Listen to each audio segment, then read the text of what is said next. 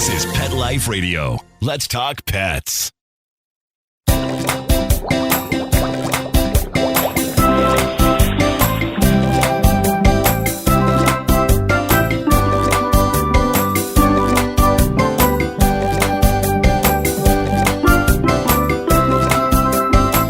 Welcome to Aquariumania. I'm your host, Dr. Roy Anong, speaking to you from the University of Florida's Tropical Aquaculture Laboratory. Thanks for joining us.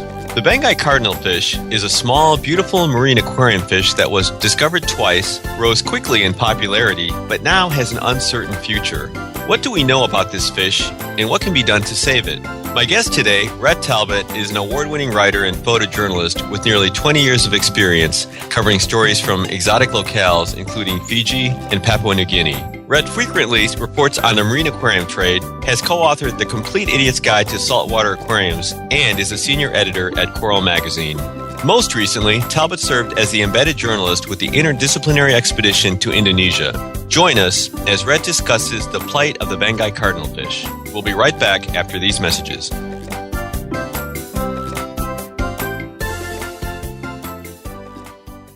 Molly, here's your dinner. Zeus, that's not your food. Don't let that happen to your precious cat. Elevate your cat's eating experience with the Cat Tree Tray. The Cat Tree Tray keeps your cat's food off the floor and conveniently located on the cat tree. It's the perfect way to eat. It's a beautiful wrought iron tray that easily attaches to your cat tree and keeps dogs and other critters out of your cat's dish. A must for multi-pet households. There's a 6-inch tray for large bowls and a 4-inch tray for smaller bowls. Purchase your Cat Tree Tray today. Go right now to cattreetray.com. That's cattreetray.com. CATTREETRAY.com. Let's Talk Pets on PetLifeRadio.com.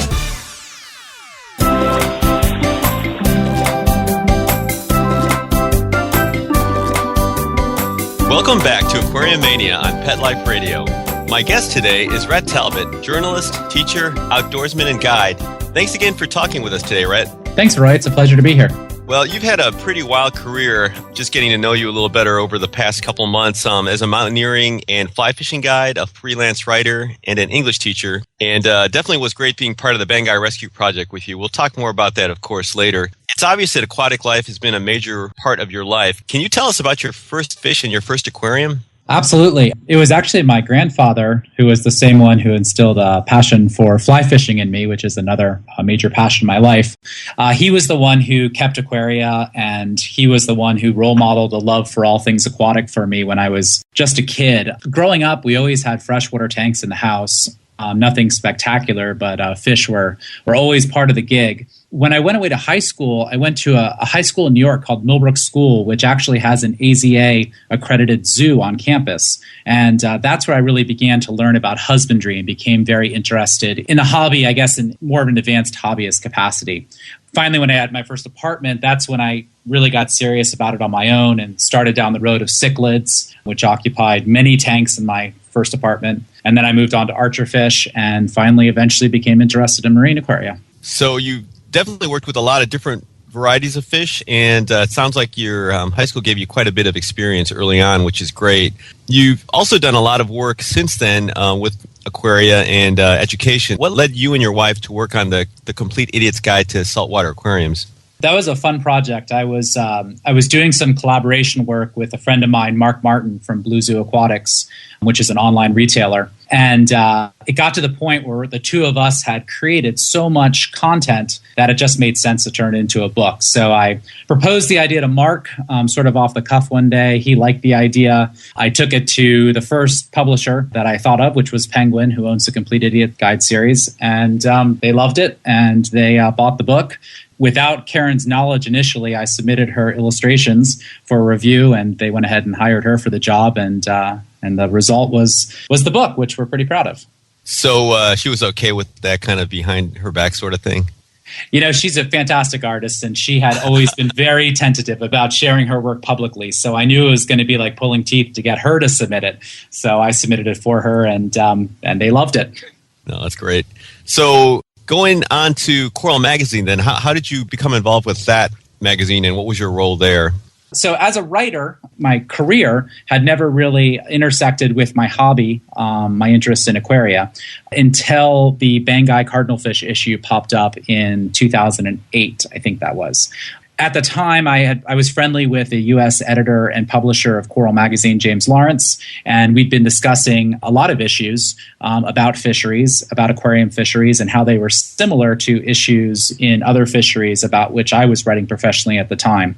And when the call came out to go ahead and ban wild-caught Banggai cardinalfish at MACNA, I found it very interesting that all of the aquarium media, all the hobby media was picking up on the story and calling for the ban, but we weren't really hearing anything from fisheries managers in Indonesia or fishers or others involved in the Banggai fishery on the ground in Indonesia. So I, for one, wanted to hear that story, and I pitched the idea to James, and James gave me the nod, and I went ahead and did an interview with Gayatri of the Indonesian Nature Foundation, or LINI, and that became my first byline in coral. And we took a lot of heat for that article, but I thought it was important, and I continue to think it's important to understand that when we're discussing various resource extraction industries, not just the aquarium trade, but other industries as well, when we're discussing these resource extraction industries in the developing world, it's important to understand that sustainability needs to take into account socioeconomic sustainability, the very people-focused aspect of sustainability,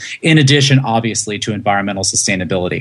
So that's basically a long answer of how I got involved with working for Coral Magazine. Okay, well, it definitely dovetails into the topic at hand, which is the Banggai cardinalfish. So let's talk a little bit more about that. Were you pretty familiar with this fish before you started working on this project? I was, as both an aquarist, I had kept the fish, and also professionally as someone who has been following just about everything that's been written about the fish since 2008. So I was fairly familiar with it. How did you, as a writer and a photojournalist and even a guide, how did you prepare yourself for this trip?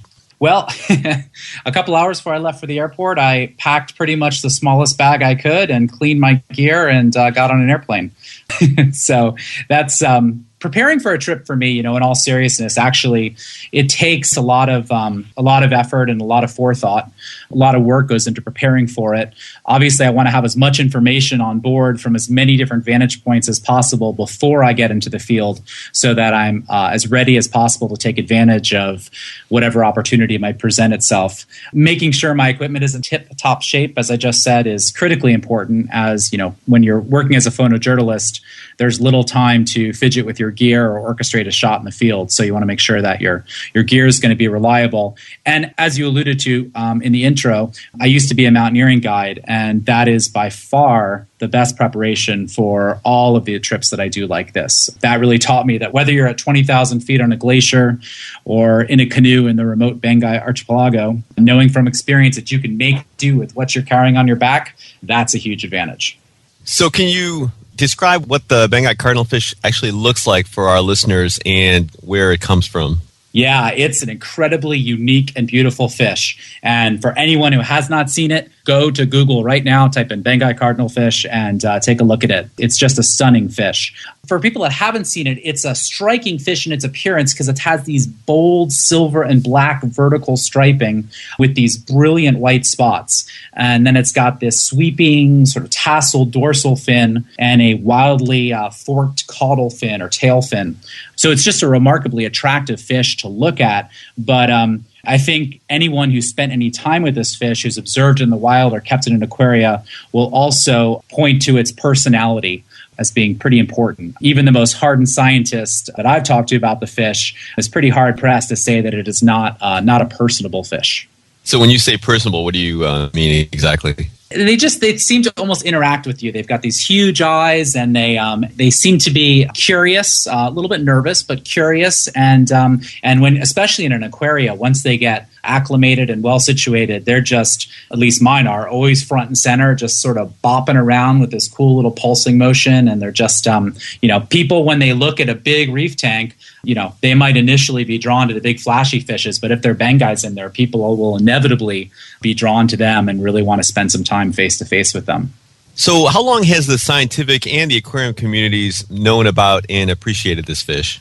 The first known intersection between science and the species was when a Swedish zoologist collected 2 specimens in, I think it was 1919 or 1920. He was on an expedition to Indonesia. Because that zoologist's professional focus migrated from that of a naturalist to that of an ethnographer, nothing really became of most of the natural history specimens he brought back with him from Indonesia, but they were duly cataloged and put away in a museum. And then it wasn't until 1934 when an ichthyologist came across the preserved specimens, and he actually described it in the scientific literature for the first time and named the fish in honor of the Swedish zoologist.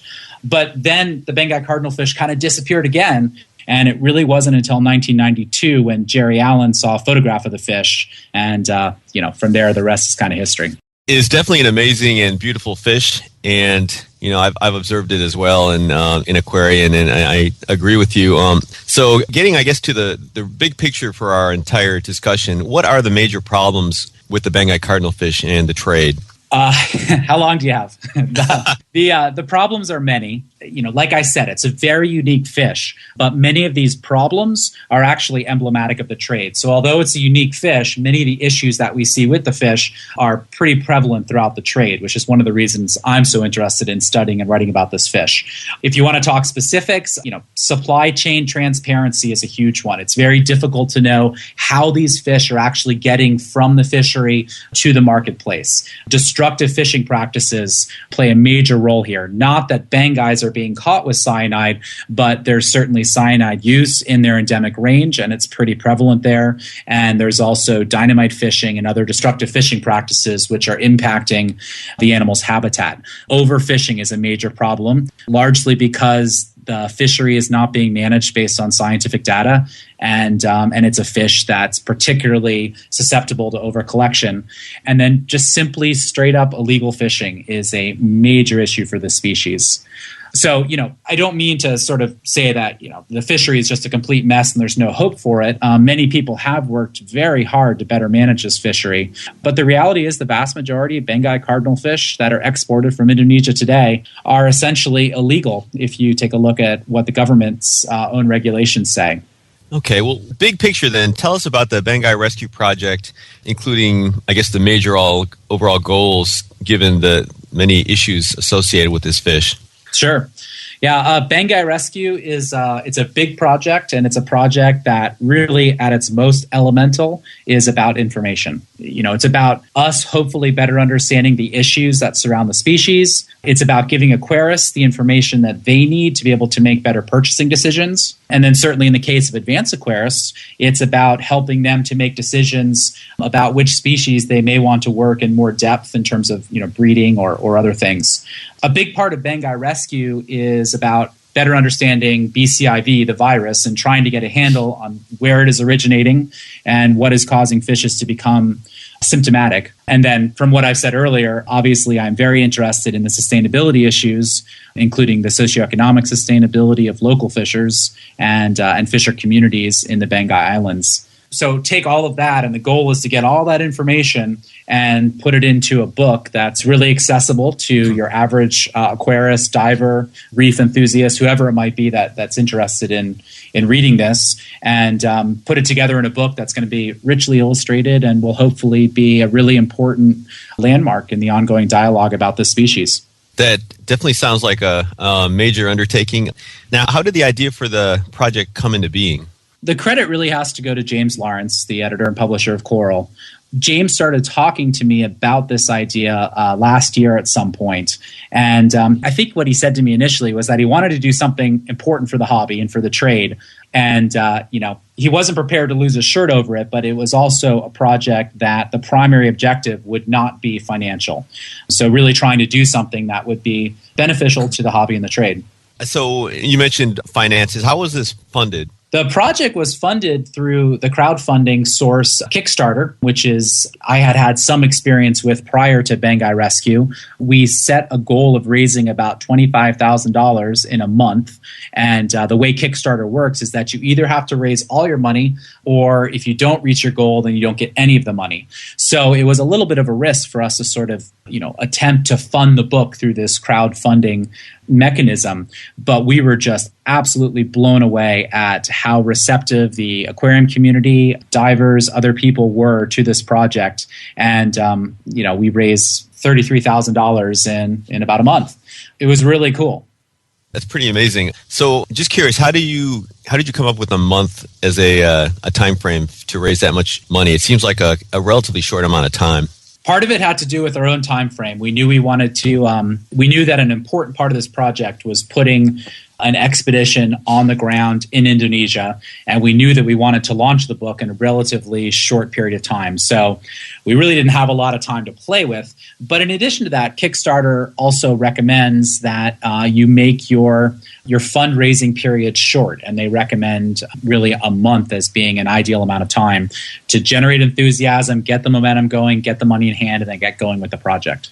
Okay. Have you gotten to know any of the supporters? I have, yeah. It's been really fun. I travel around the country a lot speaking about the trade, and in almost every single speaking engagement that I've had since we launched the Kickstarter campaign, I've been approached by one or more of the donors, and they've talked to me about why they decided to get involved in the project and how excited they are. So that's been really encouraging. It's also really humbling, especially with some of our larger donors, people who have really given a significant amount of money to this project in the hopes that that we can collect this information and get it out there to the aquarium audience in a timely fashion and create a book that hopefully will not only benefit the species and the fishers in the Banggai archipelago, but will also benefit the marine aquarium trade in general. It is definitely great and heartening to hear all the interest in this one small fish. We'll talk a little bit more about the journey into Indonesia and some of the things you found out. But first, let's take a short break. We'll continue our discussions with my guest, journalist Ret Talbot, after these messages from our sponsors.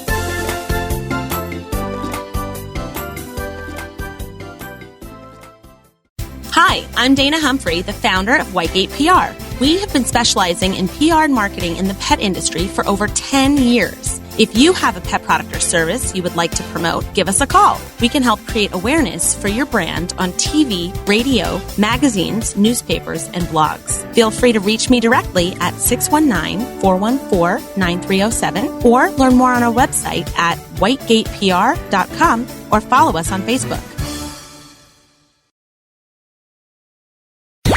Let's talk pets Let's talk pets on Pet Life Radio. Pet Life Radio. PetLifeRadio.com.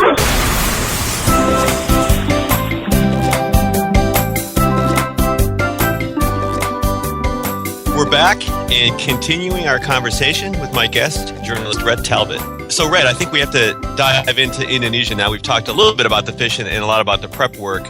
So who is involved with the project and who is over there in Indonesia working on this? The team is actually quite large, so I hope I don't forget anyone. But if I do, please forgive me in advance.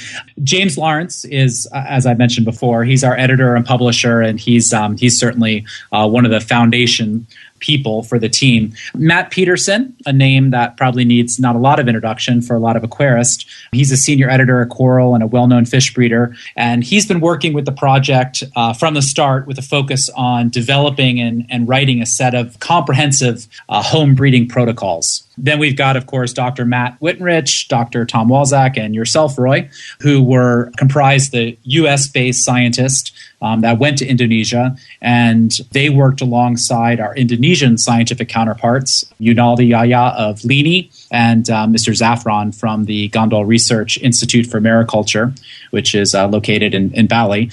And that part of the team, the U.S.-based scientists, along with their Indonesian counterparts, were working primarily on the virus-related issues. Gayatri, who we already discussed, was an invaluable member of the team and remains so in terms of helping us to coordinate our efforts in Indonesia and sharing her in-depth experience with both the fishery itself and then the fishers. She's been working on the ground in the Banggai Islands for quite some time.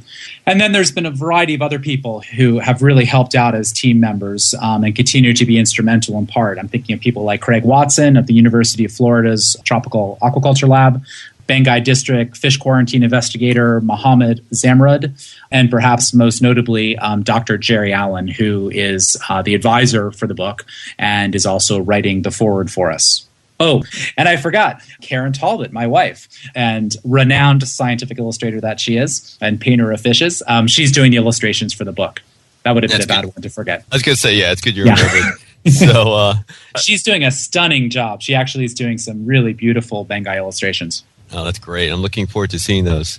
So I guess getting back to Indonesia now, where in Indonesia can this fish be found? The fish is located in a very small area, relatively speaking. It's off the east coast of Sulawesi, central Sulawesi, in an island group called the Banggai Islands. And it's a pretty remote part of Indonesia, not a part where you'll see a lot of tourist infrastructure. And it's really kind of off the beaten track. What type of habitat does this fish kind of prefer? Well, the Banggai cardinalfish, everyone knows about the urchin mounds. In fact, many people have speculated that the black and silver striping is in part to help the juveniles settle down into the spines of spiny sea urchins to be able to camouflage and get protection from them. So most people are familiar that Banggai cardinalfish associate with spiny sea urchins.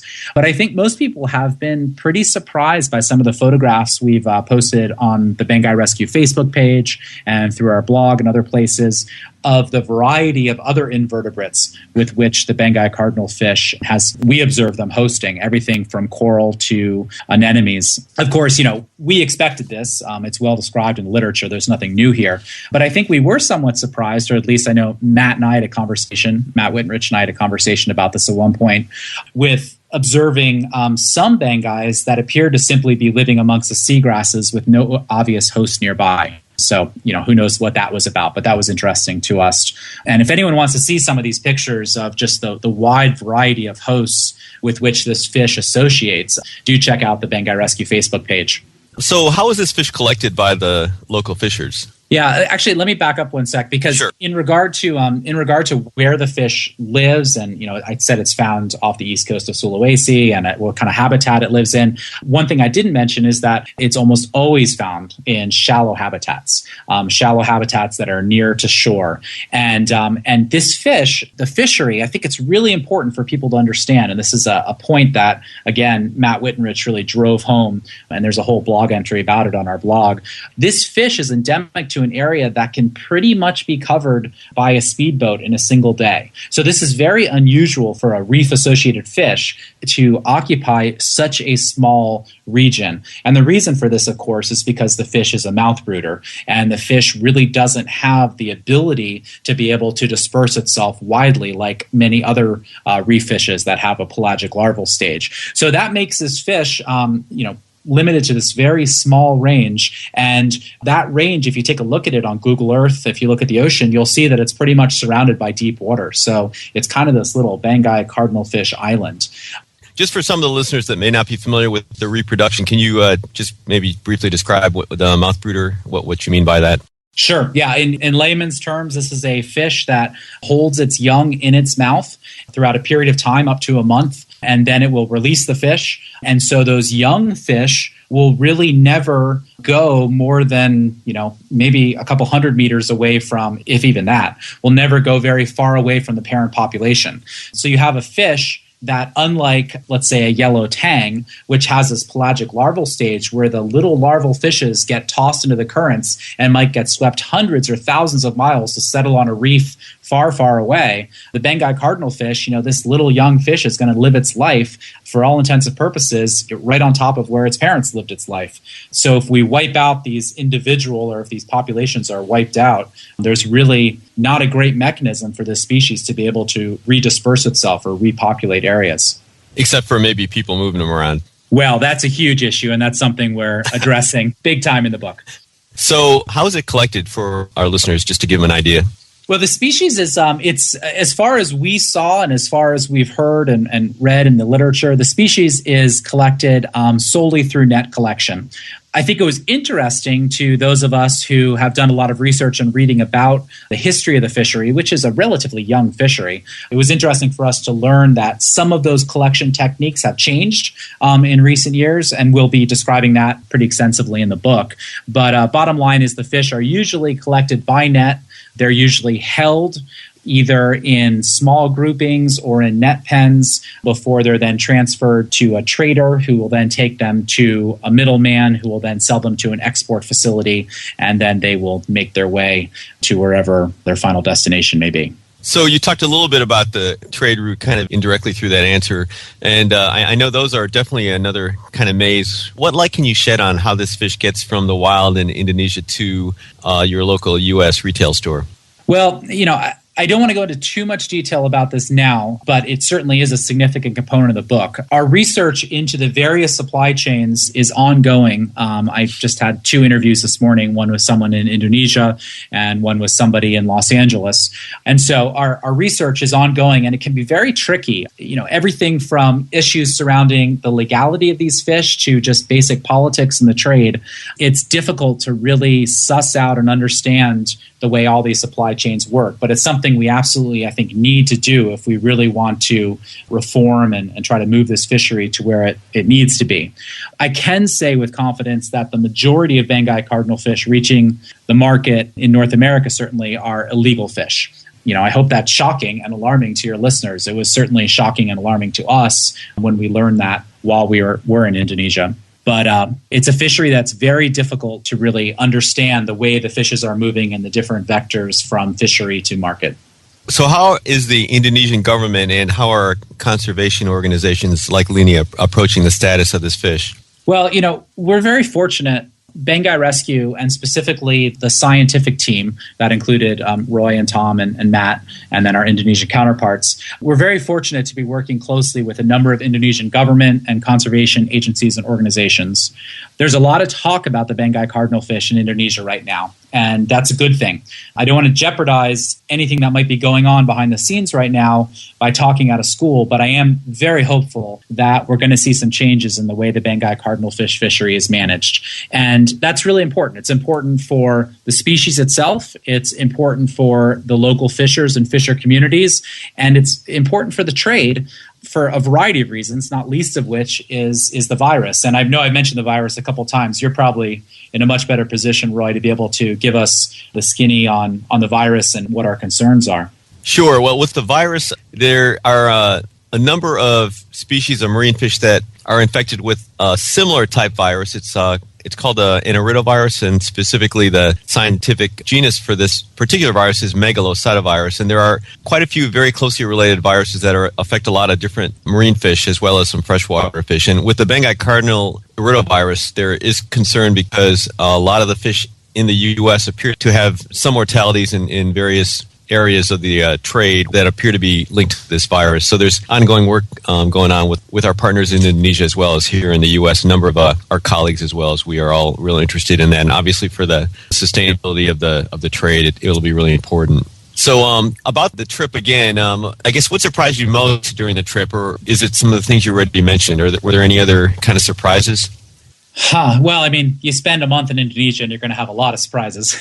I think from an aquarium-related standpoint, from a trade standpoint, I knew that cyanide collection was still an issue in Indonesia. I think that's not terribly shocking news. But I don't think I was prepared for how much cyanide collection, as well as other destructive fishing practices, is occurring right now in Indonesia on a daily basis. Based on my research, based on the interviews I did, based on the fishers I fished with, I think it's fair to say that cyanide use has probably increased in Indonesia in the past decade. And part of that is for the aquarium trade, and part of that is for the live food fish trade. And I certainly didn't expect to see that. I knew it was still going to be there, but I thought, hopefully, as seems to be the case in Philippines, I hope that maybe we are really seeing cyanide getting phased out. But it seems to be just very prevalent in Indonesia. Well, that's definitely something to be concerned, and hopefully there'll be some changes for that. What were some of your more, memorable moments, if you had any good things that stand out in your head? Well, for me on these trips, I go there to study the fish usually, or the coral or the fishery. But for me, when I think back to the trips and I think about my memories, it's almost always about the people. So, I think back to this trip and I think about the young men of Boni Baru who made fried bananas for us one night and played their guitar. Actually, I remember you playing the guitar too, Roy. Very impressive.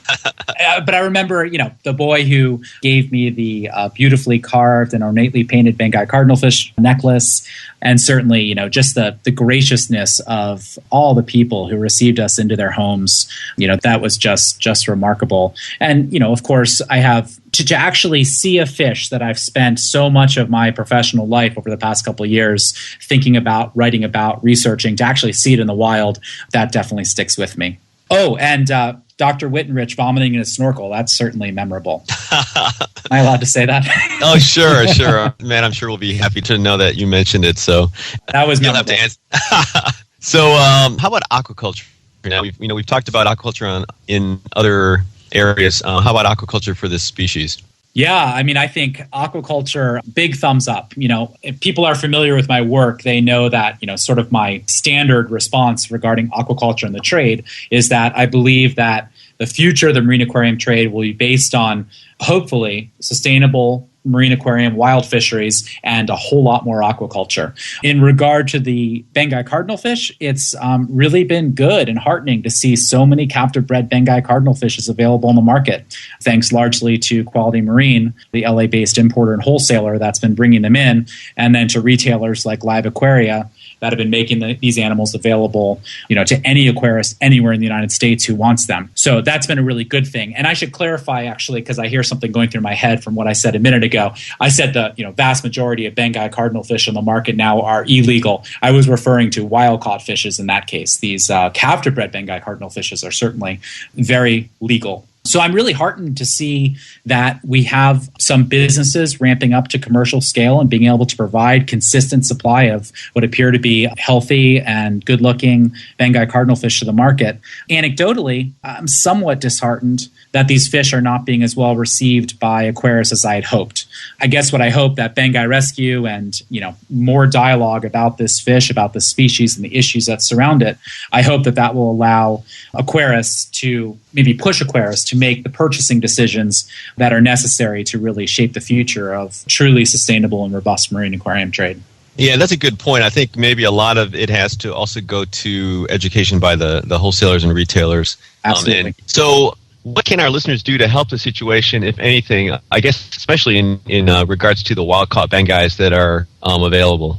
Well, I think, my advice back in 2008, after I did that initial interview with Gayatri and started writing about the Banggai cardinalfish, my advice then was, I don't think at that time, I didn't think the ban, the way it was currently being called for, was necessarily the best course of action.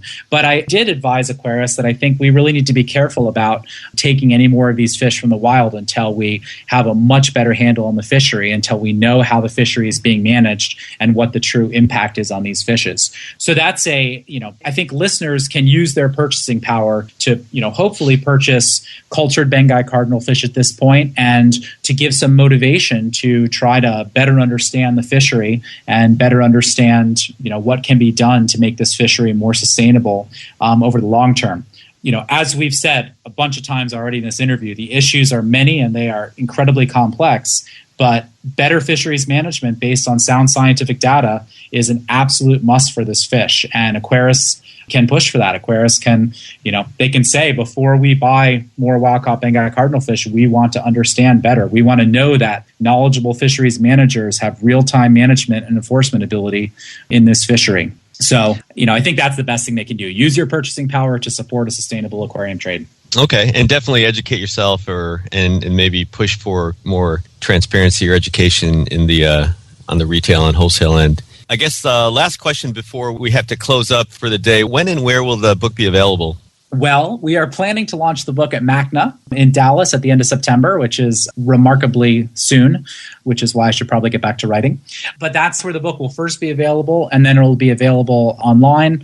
For all the most current information about where to get the book, how to get the book, check out the Facebook page, BangaiRescue.com. Like our Facebook page, Facebook.com/BangaiRescue. And you can certainly find more information on Kickstarter as well, where we continue to update our backers. But that's the plan. End of September, Dallas MACNA, the book will be available, and then it should be widely available for sale after that, both in your local fish store and also online. No, that sounds great. Well, unfortunately, we're out of time. Thanks very much to our guest, Ret Talbot, and our producer, Mark Winter, for making the show possible. Ret, did you have any final words of wisdom or info that would be useful for our listeners? Well, I don't know if I have wisdom or info, but it's been a real pleasure. And I think that what you're doing and what this show is doing is just so important. As a person who writes about the marine aquarium trade, my primary motivation is to, get information and get transparency to the aquarists so that they can use that information to make purchasing decisions that, support the type of trade they'd like to see. And so I think the more that the marine aquarium media can do to report on these types of stories, the more that your show can do to highlight these types of stories. We all love the article on the newest and best piece of equipment or the coolest new fish, but these types of stories are absolutely essential as well. So thank you for getting a forum for this discussion. No, thank you, Ret. No. Thanks again, Ret, for joining us. Please be sure to check out Ret's web pages. The links will be on Aquariumania on his guest page. I encourage all of you to visit my Aquariumania blog on Pet Life Radio. Also, if you have any questions, comments, or ideas for a show, email me at drroy@petliferadio.com. That's DRROY@petliferadio.com. If you're over in Florida, please be sure to visit the Aquariumania exhibit at the Florida Aquarium in Tampa, one of my favorite aquariums. Until next time, please visit your local aquarium stores, keep your tanks clean and your fish healthy, and definitely keep an eye out for the Banggai rescue. Let's Talk Pets, every week on demand, only on PetLifeRadio.com.